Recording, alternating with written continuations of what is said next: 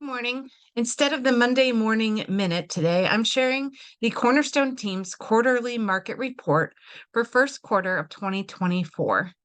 So grab your cup of coffee and let's spend a few minutes looking at what's going on in the housing market. So let's start with this. Most agents know what's happening, and good agents understand what's happening, but great agents can explain what's happening. And that's our goal today. Goal is to help you to understand what is happening in this market. And we will get down to our local markets in just a moment. Probably one of the first topics that comes to mind right now in the volatile market that we're in is mortgage rates. So I want to spend a few minutes talking about the mortgage rate environment and give you a few graphics, maybe to visually explain exactly where we're at. So the current rate of inflation drives mortgage rates. And the higher the current rate of inflation, the higher we can expect future rates of inflation, then the higher we're going to see that investors expect to be compensated for that inflation risk into the future. So inflation will always be the enemy of long-term mortgage rates. And what we saw coming through 2023, inflation is certainly starting to come down. However, the Fed has not started to pump the brakes yet on the mortgage rates because what they're thinking is we may not be out of the woods yet. And I think that understanding what is happening is critically important. This graphic here from the Fed shows that the core price index, rather, which traditionally measures inflation, going all the way back to the 70s up until today. You see in this red oval on the left that the CPI in the 1970s went way up, and then the Fed decided that it was done, and so they started to make a correction, which caused it to skyrocket. Excuse me, which caused it to skyrocket once again because they brought the rates down just a little bit too early. Over here on the right, we can see where we're at today. So we've seen the spike. We've seen that we've started to come back down. But the Federal Reserve is very concerned that we're going to see this again. So they are waiting a little while longer to bring the rates back down. Essentially, what the Fed would like to see, they would like to see the base rate get all the way back down to 2. Where we're at as of last June was we were still hovering around 3. You can see here we've kind of been going back and forth around that 3. We've not gotten back down to that steady 2 line. And when they hit that 2 line, then hopefully they'll start to think that we're out of the woods and that we can start to bring the rates back down somewhat. So this quote here basically explains what has been going on. So policymakers now risk committing another policy error, this time by waiting too long to begin cutting interest rates. It's unclear why the Fed officials feel it's necessary to take this risk. After all, they've all but achieved their dual mandates of a full employment economy and a low and stable inflation. So this here shows what the quarterly mortgage rate projections are. And as you can see here in the fourth quarter, we're expecting to see that 5 as our first number. That is the projection for right now. As you can see, the projections have improved since where they thought we were going to be at as of December 2023, what their projections were for each quarter, and they are much lower as of now. And so perhaps in the future, we will also continue to be trending down. Currently, the average mortgage rate it's now slightly lower than the 6.94. That's about where we're at right now for the average mortgage rates. And then this is the expectation for where mortgage rates will be going through the next several quarters. So from a 6.6, this one has it at 6.1, getting very close down to that 5.99 for the projection at the end of the year. So the next thing that we always want to talk about is what's going on with the economy. The economy obviously affects what's going on in the housing market, who can afford to buy houses, and where we're headed as far as a recession. So if you look at the graph on the left, 61% of economists in January 2023 thought that we would see a recession in the next 12 months. And then by January of 2024, we had flipped it over to 61% thought that we will not see a recession within the next 6 months. So right now, economists are predicting that we will see a soft landing with no recession on the horizon. These are the expected unemployment rates for the next 2.5 years.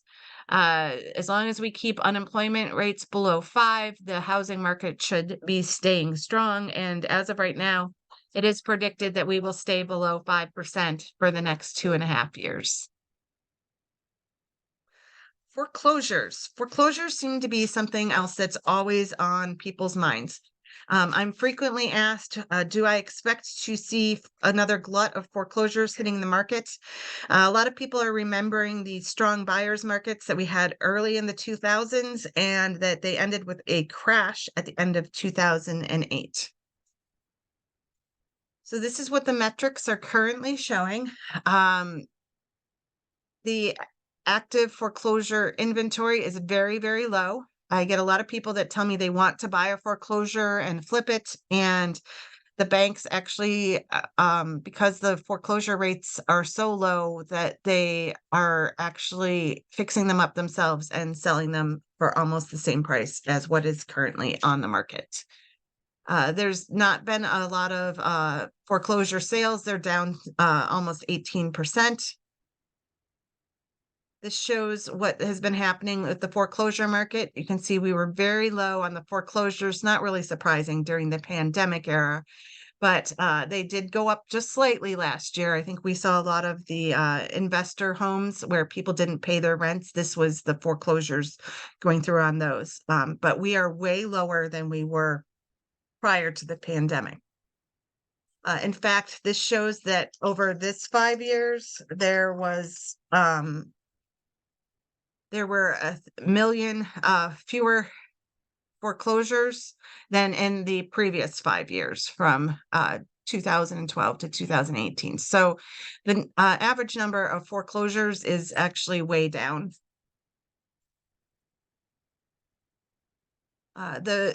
According to Black Knight, which is one of the people that keeps track of the mortgage markets, the prospect of any kind of near-term surge in foreclosure activity remains very low, with start volumes nearly 40% below pre-pandemic levels. Let's talk about equity. Equity has really been the game changer. As you know, housing prices have been going way up, which means that people have more and more equity in their homes. 38.7% of all Americans actually own their home free and clear. Another 28.7% are equity rich in their homes. They have more than 50% equity. It means 2 out of every 3 Americans has an equity rich home that they could sell if they were faced with any life conditions that would require foreclosure of their home. So this is part of why we're seeing a lot less foreclosures. People have enough equity to actually sell their homes if they find themselves in the position that they cannot keep up with paying their mortgages. All right, so now we've talked about equity. The question now, I'm sure on your mind, is why are there not a lot of homes on the market? This graph here shows consumer confidence in the home prices. Right now, if you ask people what they believe will happen in the next 12 months, you will always get about 10% of people that believe that the home prices could go down in the next year. This is going from January 15th of 2015 all the way up to January of 2020. You can see it stayed fairly stable between 10 and 15% of people. And then, of course, we hit the pandemic. A lot of people thought that there was going to be an incredible rise in foreclosures. But that did not happen during the pandemic, and people have thought that they're going to see a lot of foreclosures after the fact, that we'll be seeing a repeat any day of the 2008 crash. However, this has not proven to be true. There's been a lot of laws put into place to make sure that we do not head back to another crash. But still, 20% of all people still believe that prices will depreciate. So this is where we definitely want to make sure that we have some education, that we're looking at the facts. The media, of course, always likes to lead with gloom and doom. And so we want to look at the facts of what really is going on. So we typically look at the Case Shiller report for the prices. And as you can see, we did take a slight dip of 0.2% in prices a year ago, January. I'm going to guess we're going to see that same repeat this year for January. January was a slow month. But then you can see that prices continued to increase all the way through the summer. And they were always positive increases every month for the whole rest of the year. These are the top 5 reporting for appreciation. You can see that the average is somewhere in the 6% price appreciation for 2023. We did not see the 15 to 20% price increases that we saw through 2021 and 2022 last year. So we are starting to head back to a much more normal level of price appreciation, and hopefully will help to stabilize the market some. As you can see here, Cleveland had an average of 7.4% appreciation rate for the Cleveland area. So let's talk some local prices. For purposes of today, I am discussing Lorain County prices. Next week, I will put out what's going on in Medina County and Western Cuyahoga County, since those are the areas that I typically serve. So for Lorain County, we had an average number of days on the market versus on this chart, and we are showing the sale price versus listing price. So the average number of days on market can be a little bit deceptive, because this also includes the amount of time that homes spent in the contingency period, meaning the period of time between when they accepted an offer on the house and when the house closed. That's included in some of these, but not all. So you can see that the high number of days on the market, though, was about 54 days. So if you consider that it takes usually 30 days to close on a house on average, that would mean that that the homes are still selling 20 days or less. So we still are seeing multiple offers, usually 3 or 4 days on the market to get multiple offers. And sometimes houses are going 10, 15 days on the market. But overall, we are not seeing super long market times. Usually it's under 30 days on the market. The other thing that this graph shows you is that either we've been at somewhere between like 99 and 101% of the asking price. So what this means is that houses have been getting very close to the asking price if they're priced correctly. And then the 101%, 102% averages here for the months, that means that there were a lot of bidding wars. So you can see throughout the summer, last summer, we definitely still were in bidding wars. And depending on the price range right now in Lorain County, especially in the under $250,000 market, we are seeing a lot of bidding wars still. Right. So what this graph shows you is the number of homes that were on the market each month. That's in the light green. The dark green is the number that's sold and transferred. And then the red line shows you how many homes went under contract. So what this shows you is we did start out the year with not as many homes that were on the market actually selling. But then as we increased, we actually got to a point here in June and July where we actually had more homes selling than came on the market every single month. So like here where we're pending here, that means that everything that came on the market pretty much, and a whole bunch of homes that had been on the market for a little while, all sold during July. So that was a very active month. We went back down through the winter months. As I said, December and January were a little bit slow, but as you can see, we're starting to pick up once again.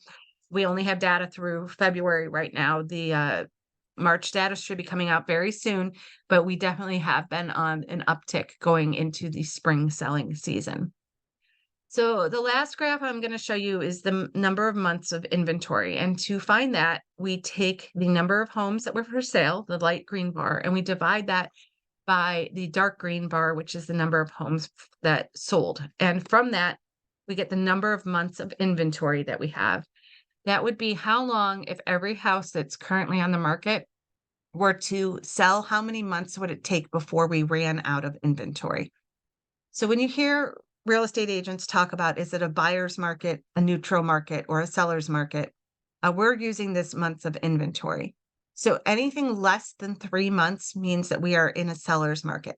This top line here is 2 months. So we have been in a seller's market below 3 for way over 15 months. I can say it's been probably a good couple of years that we've actually been in the seller's market, but there has not been any change. It's a strong seller's market still. Okay, finally, I wanted to talk about home prices going forward. So if you know me, I always will tell you I definitely do not have a crystal ball to predict what's going to happen in the future. But we definitely, try and use the information that we have to try and get an idea of what will be happening in the future, what's coming. Like I said, I know that 20% of people believe that the market is going to crash, but that is definitely not something that any of the experts are foreseeing in the future.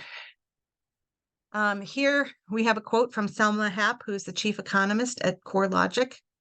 And she said, as mortgage rates continue to hover in the 7% range, it will be difficult to convince existing homeowners to move at the current time. Nevertheless, as the recent surge in mortgage application data has shown, following a drop in rates, buyers are anxiously waiting to jump into the market. That means that 2004 is likely to show another year of home price highs. So basically, what she's saying here is that people seem to kind of be married to their mortgage rates right now. What I mean by that is there's a lot of people that have 2%, 3% mortgages that are staying in their homes just because they like their mortgage rate. But as people start to really feel the push of either being overcrowded in a home that's become too small for their family, or as they head towards empty nests and have homes that are way too big and that are costing them a lot to heat, we're going to start to see people decide that they do not want to be married to their mortgage rate, that they would prefer to be married to their house. And of course, a house we can always refinance if the mortgage rates go lower. Excuse me. These are the home price forecasts for the year for the percent appreciation. They were run as of the 26th of February this year. These are the top 7 companies that report data. You can see that the range of appreciation that they believe we'll see in the future ranges anywhere from 5.5 down to 1.4%, but they are all positive numbers with appreciation continuing. So with the average of 3.2%. So that concern that if you buy now that things are going to go downhill and you're going to lose your shirt is probably not something that is going to come true in the next year. Originally, this is what the 7 companies had forecast for how much appreciation they thought we were going to see this year. They have also increased their current forecast for how much appreciation they think we're going to see. Every single one of them went up, thinks that we're going to actually have a better year than what they predicted last November.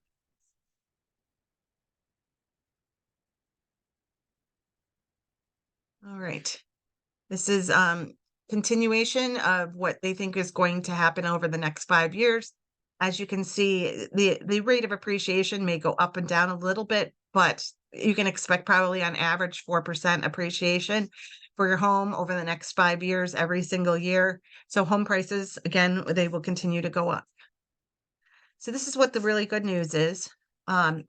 If you were to purchase a $400,000 home, which is the national average price, and you get that 4% appreciation every year, In 5 years, in 2029, when you decide that you're going to call me to sell your home once again, you'll have an extra $83,385 in equity that you have accrued just by living in your home for 5 years.